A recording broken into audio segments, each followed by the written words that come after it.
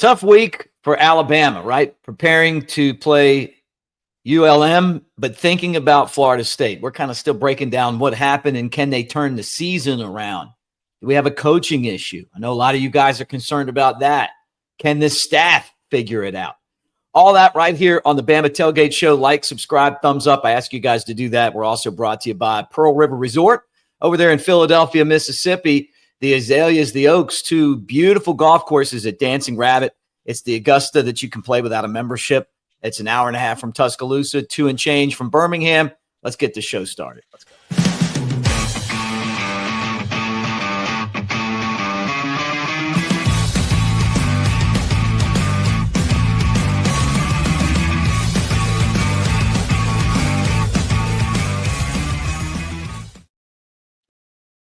All right, roll tide, everybody. There he is, Alphonse Taylor. You know him as Shank. I'm Mick Gillespie. Good to see you, Shank. We've had a few days now to kind of just evaluate everything that happened at Florida State. Your thoughts on kind of where Bama is and can they get to a better place? Man, Mick, they say grief gets better with time, right? And I'm still struggling with the grief of this game Saturday, dog. I am still struggling. I can't seem to look past it, Mick, just for the simple fact, man, that I've never seen a Bama team go on the field that looked exactly the way we looked Saturday. And that's very disheartening for me. And just some of the things that were said by coaches in their press conferences, man, just Kane said there was nothing that was ran that surprised him. And, it just kind of made me turn my head a little bit because this, if we weren't surprised by anything, I don't know how we give up 31 points. I don't know how we give up some of the big plays that we give up. 3rd and 11, damn, Florida State comes out and run 4 verts and we get beat deep, you know? And so I'm having a hard time believing that, man, just because what was put on tape Saturday night for us to see, for the world to see. And so that just kind of puts me in a bit of a tough spot, man, because you know me, Mick, I extend the most grace, I think, out of a lot of people, and I try to be overly optimistic about what we have going on. Um, but just some of the things that are said in these press conferences makes me feel like, or do they not see the things that we see? And so it's up in the air right now for me, Mick. There's some questions to be answered, dog. Yeah, look, I'm with you. I mean, I didn't play football like you did, but I can see that what they're doing and what has been done in the past are two totally different things. And this to me seems more than just buy-in. We used to talk about buy-in and you got to be bought in and and all this stuff. It just feels like to me that when Kalen DeBoer took over, there was a culture. Now it's this culture, and instead of the players taking advantage of the more lax culture, they're just more lax. Right. Right. And I mean, I feel like in the NFL, it's kind of how you run things, like Kalen DeBoer is. I mean, you can't you coach those two totally different ways. But it just felt like the things that scare me are the lack of effort. It looks like they're undisciplined again, stupid penalties on defense, and then unprepared. That's what it Yeah. looked like. Now they aren't going to say that, but the talent's there. Everything that you look at, all the other parts of this are fantastic. The recruiting's fantastic, right? The skill players are fantastic. The track record of these coaches is fantastic. It's just right now the results. And you went through what we know as the process. It just doesn't feel like there's a process anymore. Yeah, man, and that's the toughest part. That's the toughest part, and especially for the boy to get up there and just say, the defense seemed like we were honed in all week." Well, what happened between the game week prep and us making it to the game? And that's where I put a little bit on the coaches, man, because at the end of the day, us as coaches, we got to get these guys to the game ready to play.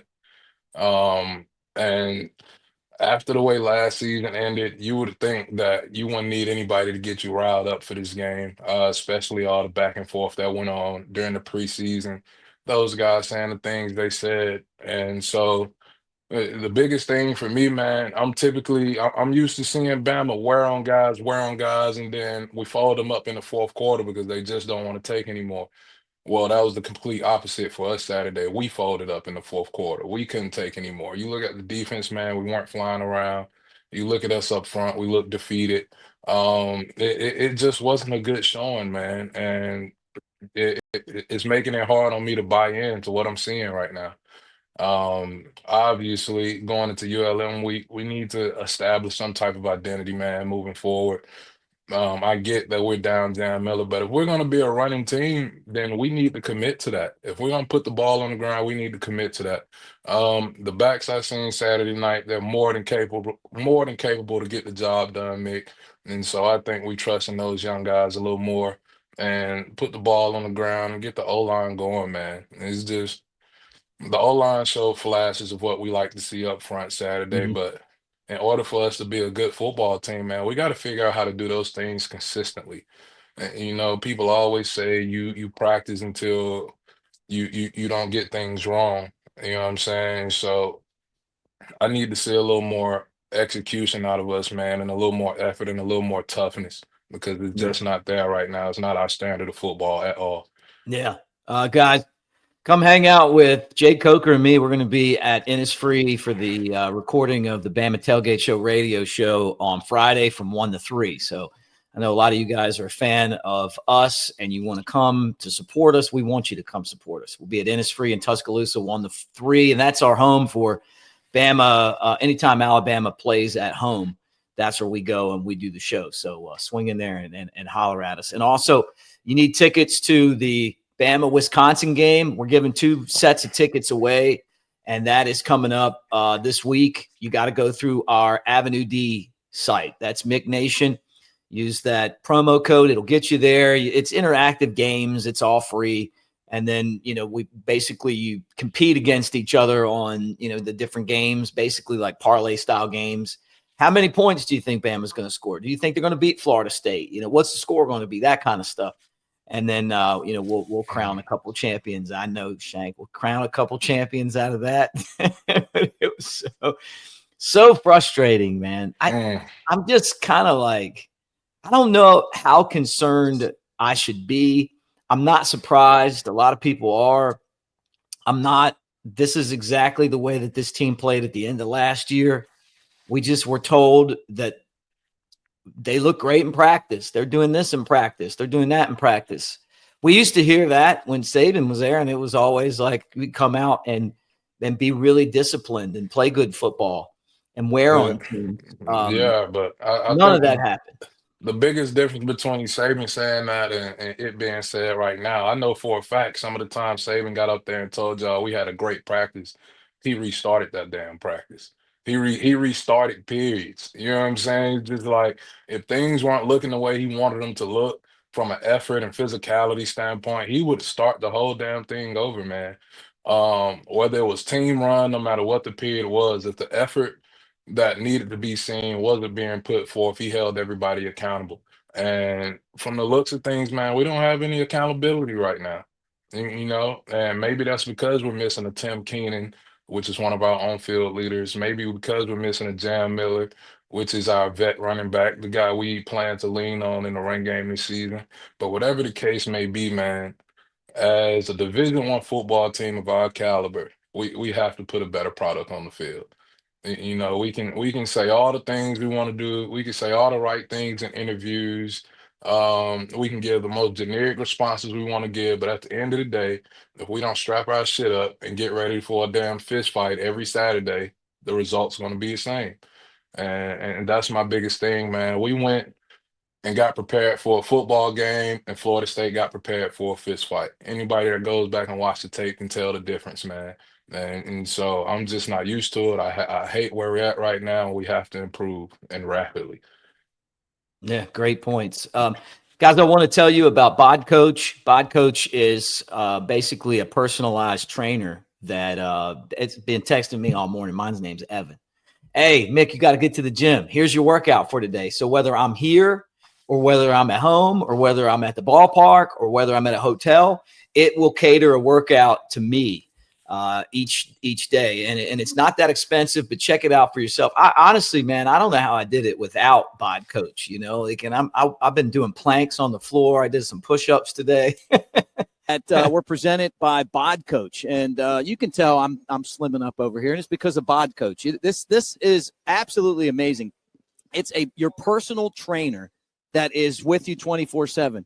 So when I go to hotels or when I'm on the road, I type in, "Hey, look, I got equipment. This is what I have," and it'll make a workout specifically for me, what I want, what exercises I want. When I'm at home or I'm at a hotel and there's no way I can get to the gym, it'll say, "Hey, this is what I want to work on today," and it sends you personalized workout plans.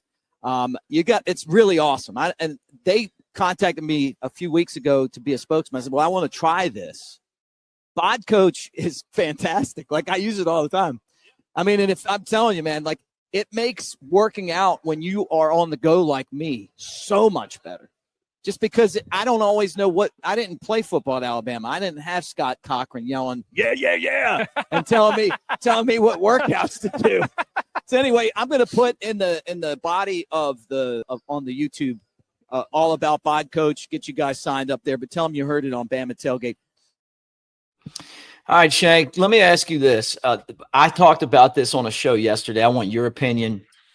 Defense, bad effort, no discipline. And it almost felt like in the press conference, they even admitted that. Hey, man, I mean, how can they not admit it? Anybody with a set of eyes that watched that game could see, man, that was not anything close to what we're seeing defensively on the field. Man, we had zero pass rush. We're not getting off blocks. I mean, linebackers and safeties absolutely getting obliterated in the run game. You know what I'm saying? I can't count how many times they ran jet sweep. Um, and it's just like, golly, man, it's like they seen that we weren't attacking things the right way and they stayed with it. And they exposed us defensively. The guys weren't getting downhill. It's like it looked like we were playing in mud, man. Um, it was just sad to see. It was sad to see, especially with a defense that I felt like we got a lot of good players returning this season, and we had high hopes. We talked about how good the secondary was going to be, and I just didn't see it, Mick. Which is crazy because we spent so much time talking about Ty Simpson and Keelan Russell, and I think Ty was the least of our worries. Yeah. You know what I'm saying? The quarterback spot was the least of our worries. You can't put that on Ty and watch the rest of the team perform the way that they did. We didn't even give them a chance, man. Yeah. And you know what I'm saying? I'm in a tough spot too. I mean, like, you're getting beat up. I don't want to say they were getting destroyed up front. They just weren't getting a huge push after that first drive. The wide receivers didn't look like they were getting open. He didn't take the quick reads on some of those plays, you know, and that's on him. But I mean, I agree with you, man. There were so many things going wrong. It really, his effort, I thought, was the kind of effort that if everybody had, it would have been a lot closer.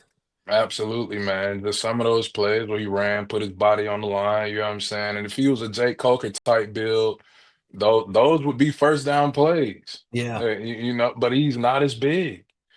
But he put his body on the line and he gave us everything that he had, man. And so for that to be the point of concern all off season, and we thought the defense was okay, and we thought the O-line was going to be okay, and neither one of those performed up to expectations.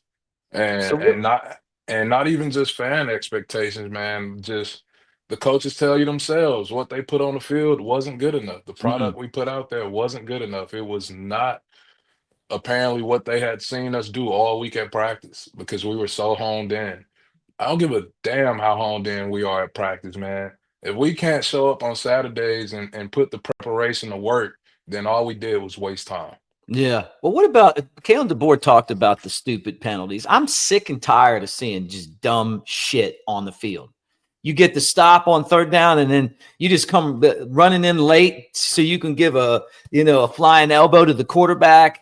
you got him out of bounds, but then you got to run up and push somebody, holding penalties when you're holding somebody that is away from the ball.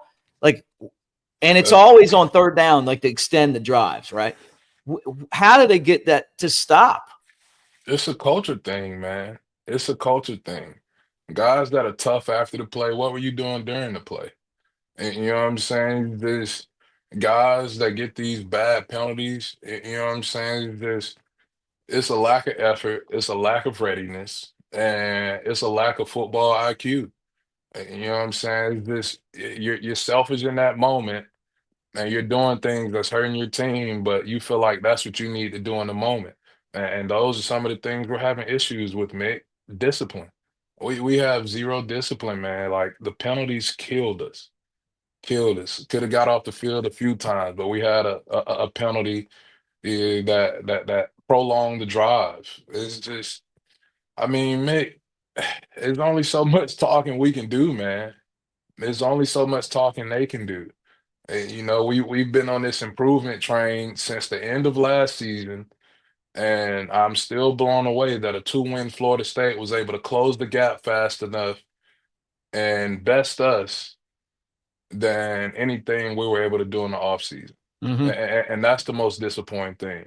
You talk about, oh, we didn't lose guys in the transfer portal during the spring. Well, whoop-de-damn dude, that didn't do a squat Saturday.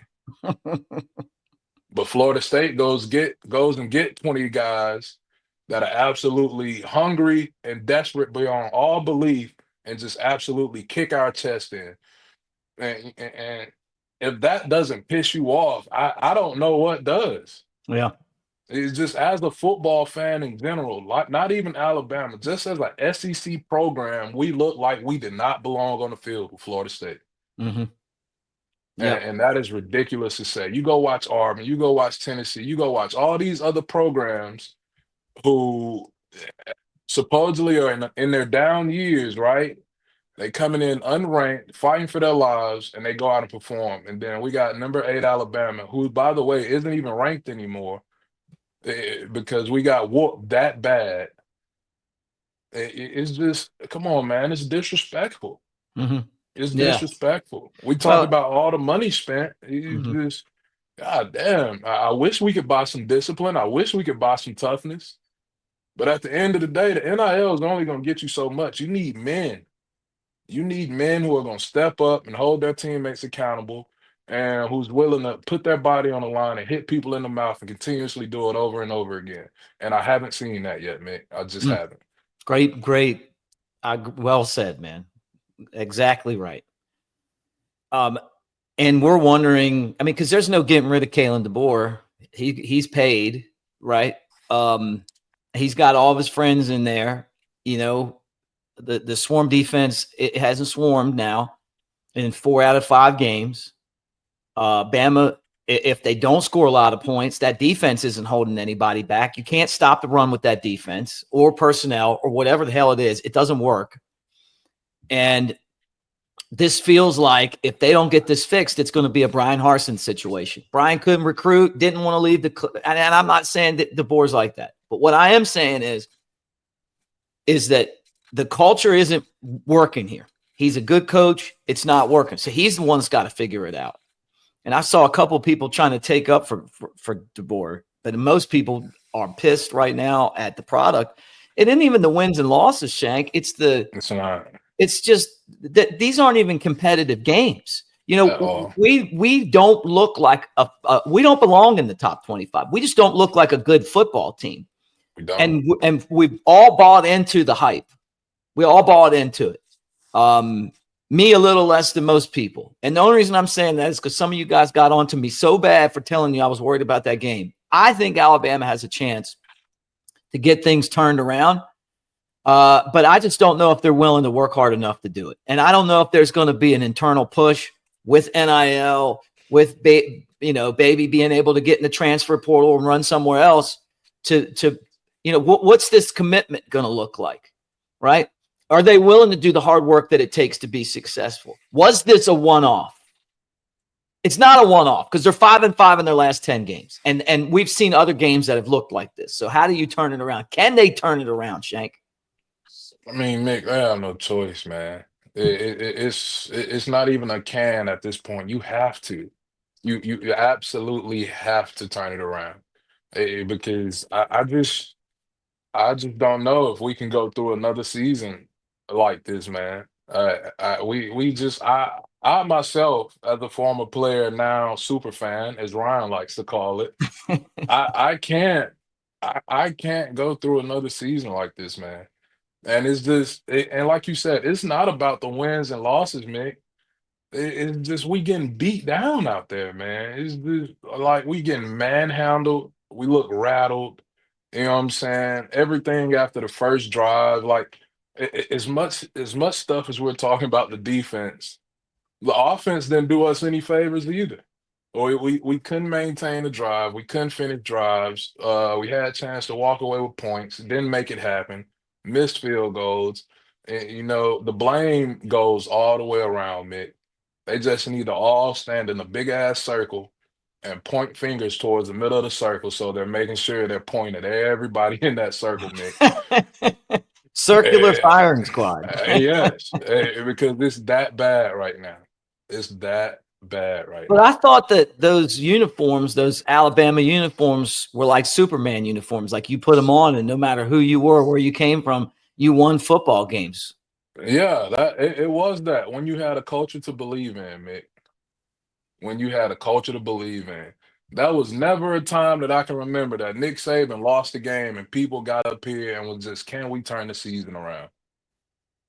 Not once. Why? Because everybody knew there was a culture in place, there was a process in play, and everybody knew every time Saban lost a damn game, he was working with a vengeance. He pushed us with a vengeance, and we took on that attitude as a team. You look back to damn 2015 playing against Ole Miss, we lose that game and we just absolutely bludgeon people the rest of the damn season, man. Right. We put the ball on the ground, we stopped thinking about it so much, and we just absolutely bludgeon people the rest of the season. And there's nothing in my mind that tells me that this Bama team can't do the same thing. You got three damn watch list linemen up front. We should be able to put the ball on the ground and stick to it, Mick. This is not the NFL. This is not an NFL system. These are not NFL guys. Mm-hmm. I understand that it may get lost in the crossfire because we're paying kids now, but at the end of the day, these are still kids, and these coaches have probably forgotten more football than these kids have ever learned in their lives at this point. And so, as a coaching staff, man, we have to do better and get these kids better prepared because every time they're under the big lights, there's like a deer in the headlights, man. The light's too big for them. We dim away, and we're getting nothing out of it. And so it has to start from the top up. You want the culture to improve. You want the culture to improve. Well, get these coaches to start holding kids accountable. I shouldn't be hearing nothing about, oh, we're gonna start showing up to meetings on time now. Guys are gonna stop missing stuff now. That shit should never be a question. If you're talking about an SEC football team, if you want to play winning football, you shouldn't be looking for guys. Guys shouldn't be strolling in late. You know what I'm saying? Effort is not something that you ask for, it's something that you demand. Discipline is not something that you ask for, it's something that you demand. And until we demand it as a coaching staff, we're not going to get any better, Mick. Mm-hmm. The question that I have is, do these guys really respect Kalen DeBoer? And we'll find out.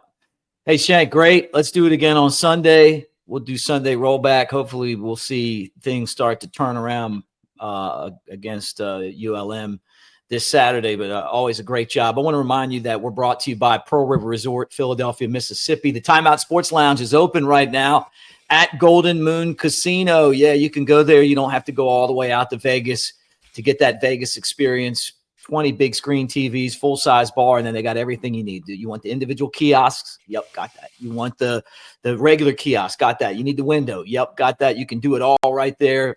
NFL, college, hockey, NHL, MLB playoffs, all of it at Golden Moon Casino's Timeout Sports Lounge. Roll Tide, everybody. Roll Tide. Let's watch Jake real quick. I may not suit up on Saturdays anymore, but I'm still in the game. Let's roll. In here, I call the plays, make adjustments, and lay it on the line. Want to feel that fire, that rush? Then you've got to get in the game. I used to say it in the tunnel, and I still say it now. Let's roll. Let's roll. When you head to the Smoky Mountains, it's only natural to visit Sevierville. Even we had to check it out. And we've been here our whole lives. Experience the adventure of a lifetime. I'm king of the world! Even you can get a bird's eye view of the Smokies. You're going down, Billy. Whoa. Your Smokies start here.